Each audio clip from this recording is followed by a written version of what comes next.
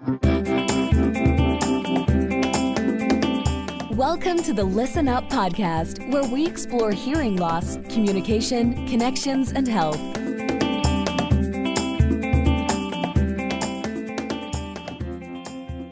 Hey everybody, Dr. Mark Sims here. I'm the host of the Listen Up podcast, where I feature top leaders in healthcare, and we have another great one today. I can't wait to introduce him to you. Before that, I want to tell you that this episode is brought to you by Arizona Hearing Center. I help patients to effectively treat their hearing loss so they can connect better with their family and friends and remain independent. The reason I'm so passionate about this and helping patients is because I lost my third brother, Robbie, twice. First from his hearing loss from radiation to his brain tumor, and then again when he passed away. I only care for ears. I'm the E of ENT. I've performed over 10,000 ear surgeries over the past 20 years. I'm the founder of Arizona Hearing Center. I'm the author of Listen Up. Go to listenuphearing.com to learn more. And in terms of my clinical practice, go to www.azhear.com. Today, I have Dr. Fligor, who is an Ohio native and earned his bachelor's in biomedical engineering and doctorate in audiology from Boston University. He's great. He's board certified in audiology with a specialty in pediatric audiology, which is great for our kids. And he's authored a book called Understanding Childhood Hearing Loss. He's an adjunct professor at Salus University and a consultant for the World Health Organization. He sees patients of all ages and has a special interest in treating sound disorders, including tinnitus and hypersensitivity and noise-induced hearing loss, particularly in musicians. He and his wife have four kids in his spare time. It's amazing he has any. He plays acoustic guitar and coaches kids in soccer. He's here because he's a master of his craft, and we want to learn from him in terms of about his insights into audiology and treating hearing loss. Brian, welcome to Listen Up. Thanks for coming on. Dr. Sims, thanks for having me. It's such a pleasure. Yeah, thanks. Listen, one of the things that I think is great to talk to people about is how did you get here? Like, what was your pathway to audiology? I'm always fascinated to find out how people, biomedical engineering to audiology, they're related, but there was some point that you made a jump. How did that happen? So that jump happened because I had always wanted to be involved in some kind of clinical interaction with people. I wanted patients. I wanted to see patients. Frankly, I wanted to own a practice. What that was, I wasn't entirely sure. Where I grew up in Northwest Ohio, it was, the only clinicians we knew. It was my primary care doctor when I was a kid growing up. So I applied to medical school right out of high school, and there was a couple of programs that I was accepted to. 6-year combined programs. And something about that just didn't feel like the right match for me. And I am ecstatic I didn't go that path. Fabulous. Love the physicians that I get to interact with, but happily I get to be over on my niche side over here. So I did an undergrad in engineering and lovely, wonderful stuff, but I need people, not computers, to have bring joy in my day. And so as I was wrapping up my undergrad, I was doing my thesis in auditory perception, how the two ears work together to help us filter out echoes and figure out where people are talking and, block out the background. And so lo and behold, Boston University, my alma mater, had a PhD program in clinical audiology. And I said, I suppose I can do that. What's this audiology thing? Literally signed up without having talked to a single audiologist. So just wandered my way through blindly and seemed to have landed on my feet. That's awesome. So actually, your thesis is a great question. Where people do want to kind of understand. So hopefully you can take it from the technical. So how do two ears help people filter out the sound? So I'm now seemingly talking to a world expert on this topic. Well, we'll see. The hearing system, the auditory system, it's not these little flaps that our face masks are held on by, that outer ear really does some stuff from a signals perspective, like that underlying engineering concept of signal coming in, a black box, and a signal going out. The auditory system is just massively complicated, which is so neat. It's neat that we can actually hijack it and do good things with it. Because, when it ends up not working the way it's supposed to, it's complicated to help it to work better. But the two ears end up working together by essentially, instead of one side only projecting to the other side of the brain, and this side going to the other side of the brain, it actually crosses over 7 times and it processes things the entire way up. So there's this phenomenon called the cocktail party effect, that when we have two ears that hear pretty similarly and the brain is calibrated to how sound hits the two ears from the different directions, whatever we point our nose at, we get this immediate boost in our signal relative to the noise, background jabber. Sure. So the signal, the actual person we're trying to listen to, we get an immediate boost, between 3 and 6 decibel boost, when the two ears are working together and we're pointing our nose at what we want to hear. It's fabulous. If you take that signal and you move it over to the side, we lose that 3 to 6 decibel boost. And so that separation from the background noise is this thing referred to as the cocktail party effect. Literally, you can hear and understand somebody at this thing that pre-COVID was called a cocktail party. We could actually go and be around other people and they're all talking and you can really hear out what people are saying. That only happens though when the two ears work really similarly and we have really good hearing sensitivity across the entire frequency spectrum. Wow. Yeah, that's great. And it brings home that phenomenon that I see to people when they lose hearing in one ear and they're just like, everything, what I want to hear just falls back out into everything else. That's a real struggle for people. It all mushes together. And, certainly we shouldn't downplay the fact that the two ears are used in order to detect something, localize where it is, and then identify what that's about. So, when we're having a conversation at that cocktail party, which someday we'll have again, we're able to sit and carry this conversation despite a lot of sound going on around us if the ears are working together. If the ears aren't working together, I got to position you over on my good ear, or I need to do something to help me to hear better in that environment. Well, if we think about soldiers in combat theater, if we think about people who are working in auditory sensitive environments like manufacturing, where there's a lot of traffic going around, that if you don't pay attention, you could get killed. The two ears are incredibly important for identifying warning signals like the beeping of a backup alarm on a piece of heavy equipment or the cocking of a weapon. And is that friendly or is that enemy? Being able to detect if that's an AK-47 versus that's an AR, that is a massively important use of our hearing. Sure. Yeah. No, that's fascinating. I mean, it's not so subtle, but people don't realize the subtlety still, unfortunately, they lose it. Until they lose them. And then it's, what can we do to make use of what we have? How do we rehabilitate that piece? Yeah. And so, Brian, I know you're practicing this day in and day out, which is really awesome. So, one of the things I like to explore are kind of, what are some of the things that patients ask or some of the doubts patients have or those types of, let's explore some. So like, what's some of the more common things here for patients? So more often than not, the patient themselves, it feels that they're doing fairly well. They're hearing a lot of things. They're frustrated. And it's not as though they can't hear. It's just they're not able to kind of close the gap in what people are saying. And oftentimes it's a significant other who's much more motivated for them to then do something. And it essentially becomes a request for change of behavior versus an internal drive for that change of behavior. And so you actually end up with kind of a spousal dynamics, if you will.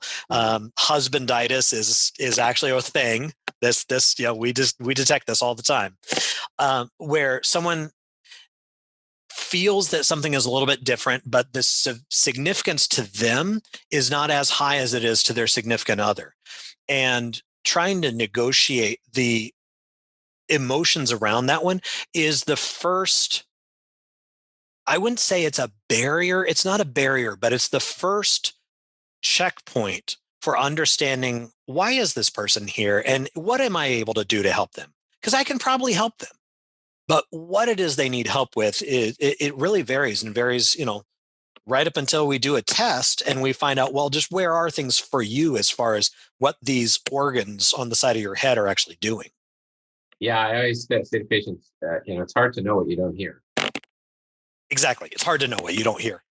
Well, let's do a test. Okay. The test is not the be all end all, But if we do the test and we detect that, you have, let's say, a mild sloping to moderate sensory neural hearing loss in the two ears, and it's secondary to a lifetime wear and tear, and it's just a consequence of being on the earth as long as we have. It's certainly beats the alternative, but okay, being on the earth, lifetime wear and tear, and things are different. And what it means is that while you do hear quite a lot, and you probably do fairly well one-on-one, especially if it's a familiar talker, a husband, a wife, someone that you understand their speech patterns, you can almost finish their sentences for them. It's easy to hear and understand them. Put them in that cocktail party, put them in that restaurant trying to listen to the waiter say the specials for the evening, and it's what'd they say? Leaning over to their hearing aid, which is their spouse. What did they say? That's where it's what do you hear? What can we predict that you don't hear based on this? And let's see if we can match what your goals are, which is independence and less frustration. Can we match that up with something that's going to make good use of the hearing that you do have? Because you've got a lot of hearing left. You've got a mild to moderate sensory neural loss. You have a lot of good hearing. Unfortunately, a lot of those important little pieces of clarity fall below the threshold of your hearing, and it causes these gaps in your understanding. And it's those gaps where you're working real hard to bridge that. And sometimes you bridge them and sometimes you don't. Yeah, that's great. And so sometimes, curiously, I think I understand it. Sometimes people are just stonewalling, right? I don't know. And so how do you approach that? Well, I've been doing this now 19 years. Sure. Used to be that I would take this naive junior clinician approach of saying, well, this test shows X, Y, and Z. Those of us who've done this a little bit understand, you treat the patient, not the audiogram. Right. Okay. And so you say, okay, well, that's interesting. I wonder if there are things that you are just working too hard at. Could you do this? Listening and understanding people should be effortless. And if it's not, and it sounds like it's not effortless, I wonder if there's a way we could help you just to get a little experience, seeing if we can make this closer to that effortless conversation. Let's see if we can maximize the hearing that you do have to close those gaps in the conversation so that you can easily bridge those. This means that we put some devices up on your ears, and those devices process sound in a way that makes use of the residual hearing that you have. Yeah, so it's interesting. I always tell people it's like running, 1,000 feet with 5-pound weights around your head. You can do it, but it's a lot easier to do it without it, right? That's right. Yeah. Sounds spot on. Yeah, and so you all right. So this guy, I'm going to say guy because oftentimes it is. Oftentimes it is. Right? And so you get them to, try some treatment. Okay. And then so during their initial phase, any tricks or any not tricks, I don't mean tricks, but any clues or any little craft things that you do along the way to help those people come to a better realization that they are struggling or that the devices are. So what do you do in that first 2 to 3 months to get them to kind of come more to their understanding? Yeah. Well, so hearing aids work. Hearing aids work extremely well when they are fitted appropriately and they are matching what it is that the underlying science that is what we use to develop these prescriptions for what you need to be able to hear. That there's a very strict science-based approach to affirming that what's being delivered into your ears is appropriate and optimal for you. Now, so hearing aids do work. The first thing, it's not, it costs too much, or, I think I'm going to feel old if I put these in my ears. Those are two barriers for us to overcome. But the number one barrier is lack of trust in the process. And I understand that exceedingly well. Prove to me that this is actually a good idea. Well, what I say to patients is, I think this is something that could really be helpful to you. but I can't know if it's helpful, and you can't know if it's helpful unless you prove it to yourself. They're your ears, not mine. So I think that if we give it a try, take this as, a bit of an exploration. You're going on a little bit of a journey, and some journeys, they have, a little bit of discomfort in them. It's exciting and new, but sometimes it's a little bit scary, and there's some uncertainty with this. So if we approach this with a sense of adventure, and, not everything's going to be perfect, but you will demonstrate to yourself if this is useful and beneficial or if it's not. My job is to make it sound as natural as possible, make it feel as comfortable as possible, and to make sure that you are feeling really confident in your ability to manage this augmented reality that you now have. And so do you do any sort of testing, or is it just visitate when they come in? What do you do? You talk to them about their hearing environment? What do you do? Well, so every patient, I would say probably on visit number 2, visit number 3, we use probe microphone measures where we place a tiny little, it feels like a hair placed down in your ear canal. And we hang this thing on your ear with the hearing aid in place, and we present some sounds. It's speech passages and some beeps and some noises. And we're looking to see, so my manufacturer's software that I'm pulling levers and whatnot on your devices, that's all well and good, but I want to see independently, does this device actually deliver in your ear what I want it to?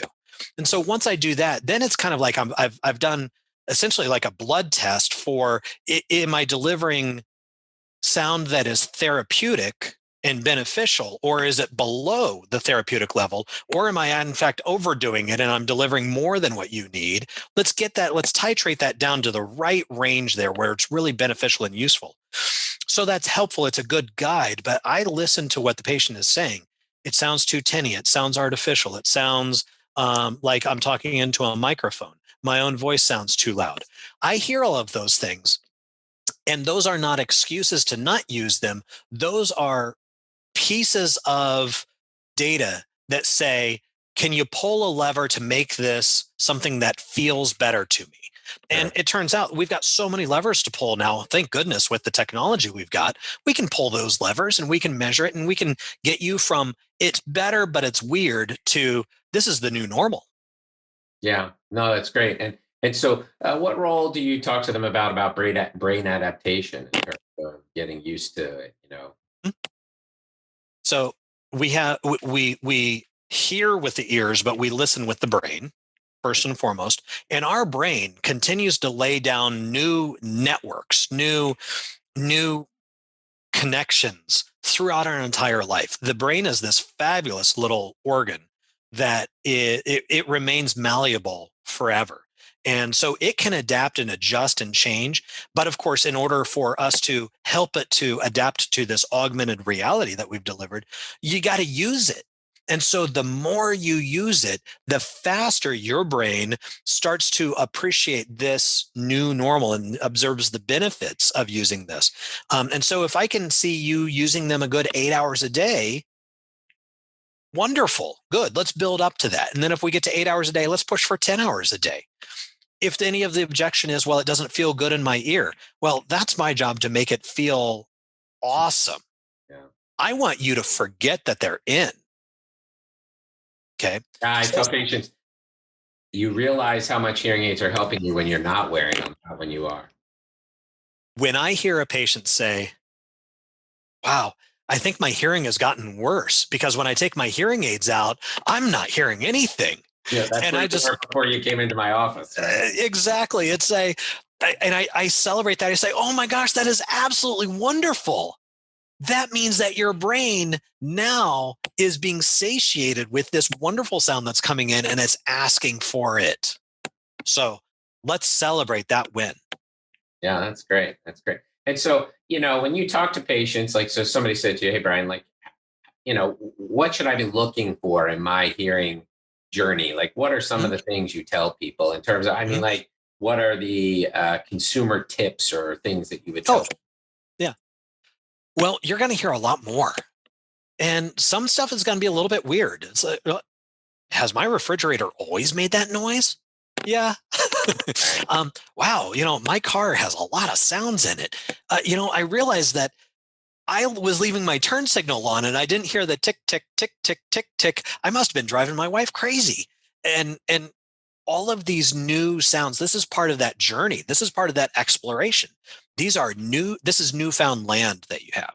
So expect weird, different, interesting things and celebrate those as wonderful pieces of input that is stimulating your brain and helping your brain wake up. This is a really good thing that we're doing for your brain in terms of brain health, starting today and then going forward. We do have some good data that's suggesting that untreated hearing loss is associated with cognitive decline later in life. Right. We do not yet have the data in a prospective study showing that hearing aids, in fact, stave off cognitive decline. We're not making that claim.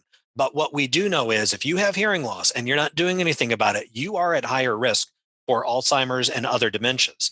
So let's stack the deck in your favor and let's incorporate this into your experience. And if you are hearing new stuff all the time, some of it's going to be uncomfortable. Some of it's going to be loud. Some people's voice quality is going to be weird. Well, you know what? That's why I've given you facility to manage your devices, either on an app or on your phone or the button on the device, where you can adjust this to where it's okay. You leave them in, keep them in, don't take them out. Okay. And let's work with this and let's appreciate these new experiences, comfortable or uncomfortable, as part of the journey. Great. That's awesome. And so, like, what are the things that people should be looking for when they're getting here? Is there anything like, are there certain things they should be making sure they're getting or something like that? You know what I'm saying? Yeah. So here's a little news for you, a little news flash. And the manufacturers don't necessarily like us to say this, but it's true. All of them are about the same. All hearing aids, all manufacturers, all have fabulous technology and they work great. And there's a lot of technology out there that is not good enough, hands down. If you are struggling under any circumstances to hear and understand people, that means that you need clinician-directed care. It is more important for you to have a good relationship with your hearing care provider than it is for you to get, the Phonak premium device or the Oticon mid-level or this particular brand it's not the brand, it's not the product, it's not the widget. It's about how you and your provider establish a relationship where your provider understands what your needs are and you're able to communicate with those needs really effectively and comfortably. Because the provider can tweak those devices in wonderful ways, and the provider is supposed to help you to make good decisions as far as what level of technology that you need. Right. They are your ears, not the providers, but it's our job to help you to hear better. And it's your goal to hear better. So if we have that match, well, it's a whole lot better to have a good clinician directed care than for you to do a little do it yourself online or whatnot. I can tell you, you could go do your own taxes. You got TurboTax out there. Okay. You got LegalZoom out there to do your own will. I hire an accountant and I've got an attorney because you know what? That's stuff that I'm not expert in. I don't want to try to be an expert in it. Right. I like it when people engage with me because I'm the expert in helping you to make the most of the hearing that you have. Yeah, that's great. That's great. And so, in terms of the musicians, how did you get into that space in terms of that? I mean, that's a bit of a niche. I think it's a very interesting niche, but what's your pathway into that? Well, one of my jokes is, so I'm a pediatric audiologist who sees musicians. You only say children who play music. Yeah. Well, no, I see musicians and I see children in clinic. Sometimes I can tell them apart. Oh, there you go. And I also have one other sign up in my office. One of my offices, all musicians must be accompanied by an adult. Now, all things being equal. So I got involved working with musicians because I started playing guitar when I was 5 years old. And I was certain I was going to become a professional musician. And then I met all of these other insanely talented people who are really good at what they do. And I said, I can't hold a candle to these people. You know what? I'm going to go down this path of doing clinical stuff. And when I found audiology and realized, wow, audio engineers, sound engineers, mixing engineers, recording artists, all these people, they need an audiologist the way everybody else needs a dentist. And so I got involved working with professional listeners. And, if I can work with musicians and help to preserve the hearing that they have, treat their tinnitus if that's something that is one of the injuries that they've encountered over time, treat the hearing loss when they do develop hearing loss, because a lot of them are highly sound exposed. And so tinnitus, hypersensitivity to loud sound, and hearing loss are all issues that occur. If I can help a musician use the hearing that they have and feel really good about it, that just informs how I take care of my non-musician patients who, they value their hearing, but perhaps their hearing may not necessarily dictate their livelihood. So if I can help that musician, better believe I'm going to be able to help somebody who, wants to be able to hear their grandchildren. Yeah, no, that's great. That's great. So it's your passion in music that kind of led you to that niche. It very much it did. Yeah. Yeah. One of the other questions I love to ask people is so, say your Lifetime Achievement Award for you, who do you thank? Who are the people along the way and people that you thank? First and foremost, I think my PhD advisor, Clark Cox, this gentleman who is the chief audiologist at Boston Medical Center, BU Medical School, and Marilyn Nault, who was my postdoc advisor when I was at Harvard Medical School, Boston Children's Hospital. These two people, I can never repay them for what they did to help me to be a thoughtful, caring, empathetic clinician who strives for always being better and developed humility over just how little I really do know. And the only way I can repay those people is by paying it forward with students that I take on, without a doubt. So, yes, my family, my wife she is a saint to be able to put up with me. I'm a business owner and she knows the hassle and the struggles and the annoyances and everything. And so my wife, my children, who give me the drive to continue to try to be amazing at what I do. Because every last bit of effort, I look at them and say, I want to show you what it means to work for a living and to be really good at what you do. And that's why that's what gets me up in the morning and makes me look forward to my day and just find excellence every single day that I go and I meet with somebody. Brian, that you have no idea how much that resonates. Having my own kids, I think it's really important to have a passion and show up, do the best you can, and help people solve problems. And there's so much more you can ask of people. So this has been great. Thank you. Well, I didn't know your background with your brother, with understanding that he had a battle. He had a battle here, and that his radiation robbed him of this vital sensation, which is our hearing. It's only in hindsight did I really realize how much it, once I learned more about it, right? It's one of those things. Some of my favorite people are the oncologists that I got to work with and I still work with at Dana-Farber Cancer Institute in Boston. That is an entire area that I'm passionate about, helping the oncologists to make really good decisions, knowing that our hearing is a canary in the coal mine with other systems in the body, that the hearing can shift subclinically where it doesn't affect our ability to hear and understand, but it tells the oncologist something important about what the treatment is doing to the person. My heart goes to you. My heart goes out to anyone, any survivors. And so this is, I have not walked in those shoes, but I can only appreciate the passion that must drive you. So, I think that's one of the things, finding people who are passionate about this, really dig in and try to understand people. It's awesome. And I can sense it in you too. And it's really great. Today, people, we've been talking to Dr. Brian Fligor of Tobias and Battite. And Brian, tell people, how can they get a hold of you? Yeah. Well, go visit our website, www.tobias, Tobias, as in Sam, Battite, B as in boy, ATTITE.com. Our information is right on there. There's actually a contact us form. We're regional. We have a few offices. If you're anywhere around the New England area, please reach out. We do telehealth. I take care of patients with tinnitus from a lot of different areas. So, I would be eager and engaged to help anybody who is struggling with hearing related disorders. And if I'm not the right person, I know a number of wonderful, brilliant people like Dr. Sims who can help you. So you're not alone, and there are really effective treatments for this issue. So best way to reach me is through the website.